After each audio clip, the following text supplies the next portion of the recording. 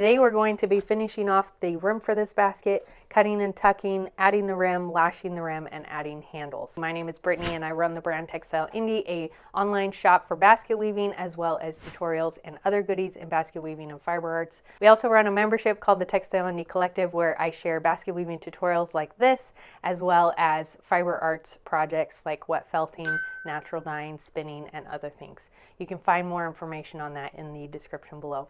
We are going to do cut and tuck to finish off the stakes on this basket. That is where we are folding some of these stakes over and tucking them inside the basket, and we're cutting some flush. But before we do that, we need to account for spaces in which to put our leather handles. We're going to count in from the side, 5 in from each side. So if you go 1, 2, 3, 4, 5, put a little star on that 5th stake in from the right, and then the same thing, 1, 2, 3, 4, 5. 5th stake in. So these will be the 2 stakes on which we put the leather handle. So in order to account for these, we're going to do a little pre-work. So go ahead and get your stakes wet to make sure that they are nice and pliable for our cut and tuck. In order to make spaces for the leather handle here, we're going to end up folding these to the outside and then tucking them in under the round reed and this guy here to the outside, to make this space right here that the leather handle can slide under. Now if your 5th stake in happens to be behind that top row of weaving, you'll just be able to fold to the inside and do cut and tuck down a row below that top row of weaving. So I would fold this guy to the inside and then tuck that behind as many rows as I could to get it below. And I'm going to measure down below this row of 1/2 inch weaver right here, cut to that length so I have just the right amount of length, and then lift up the round reed and that 1/2 inch row, fold this over and slide this behind the round reed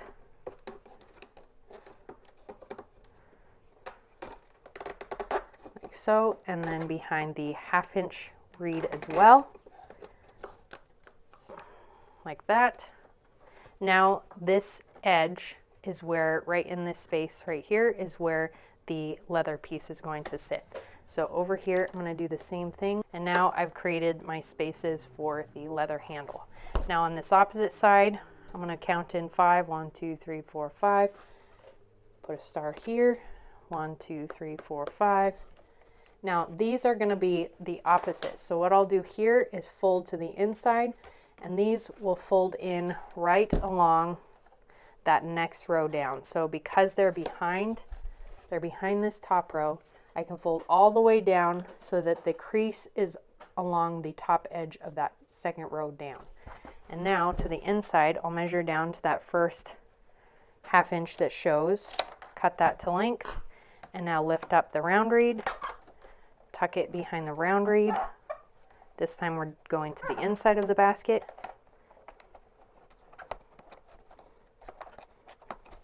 And now the same thing for this other piece. You can go ahead and cut and tuck the rest of the pieces as you normally would, folding over the pieces that are to the outside of that top row of weaving, and then coming in and cutting the pieces that are behind that top row of weaving.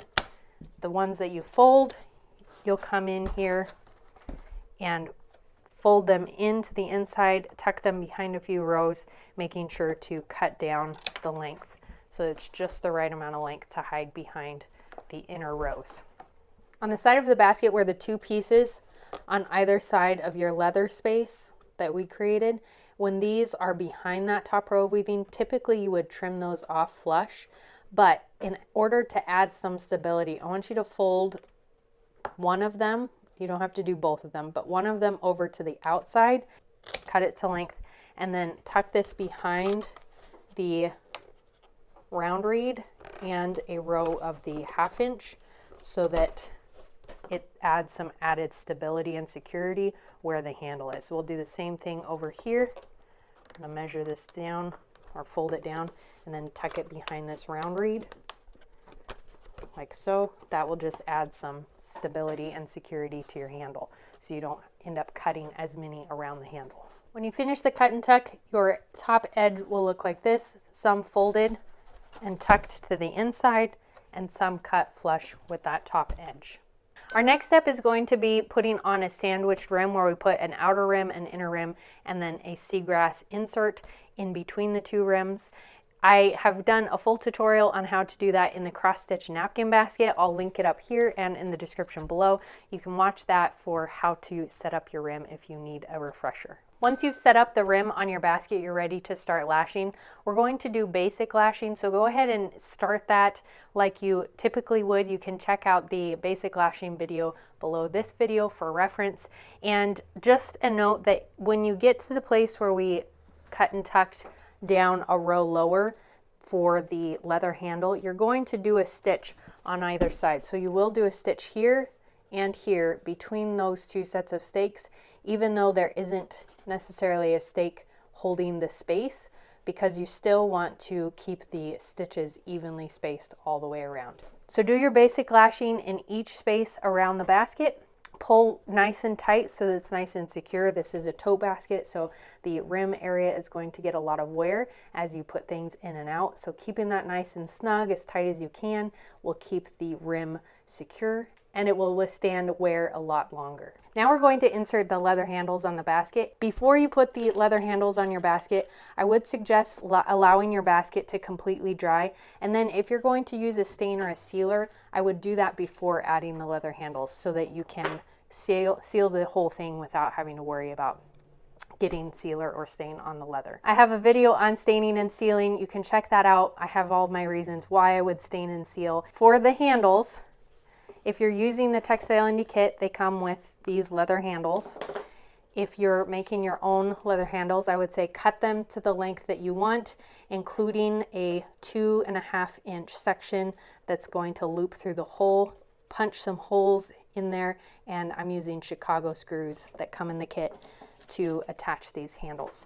So find that spot, that 5th stake in that we created the space. You'll tuck one end of the leather through that space, and I'm doing nice smooth side out. Pull that through, and then get one set of your Chicago screws ready. Comes with a set of 4, so you can do both sides.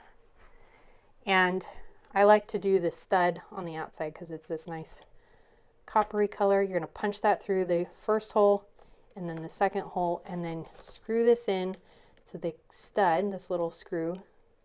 You may need a screwdriver. Sometimes you can hand tighten this. That one went pretty well. I would tighten this up with a little screwdriver to make sure it's nice and secure, but that's how the outside looks. You can wiggle this around until it sits nice and even, and then put the other side in the next space. Again, do the same thing. Find your stud and your screw, insert that in place, put your screw in, tighten that up.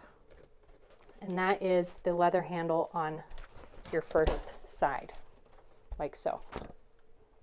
Now you do the same thing to this side, inserting your handle in the same way. If you're having troubles getting the leather through, you can come in with your straight tip packer, make a little bit of a space if you can, push that to the inside of the basket, and then get a grip of some of the leather and push down with your packer so that you have some surface to push through, and that will get an edge through the basket and you can pull that through the space. And then you'll have 2 handles on your tote basket, evenly spaced on both sides. Congratulations if you finished your tote basket. Thanks for following along with me. And if you want to share photos with us through email, you can sign up for our email update list. There's a link in the description below, and you can respond to those emails with photos of your finished projects. Be sure to like and subscribe for more basketry content, and until next time, watch this video for more inspiration in basket weaving.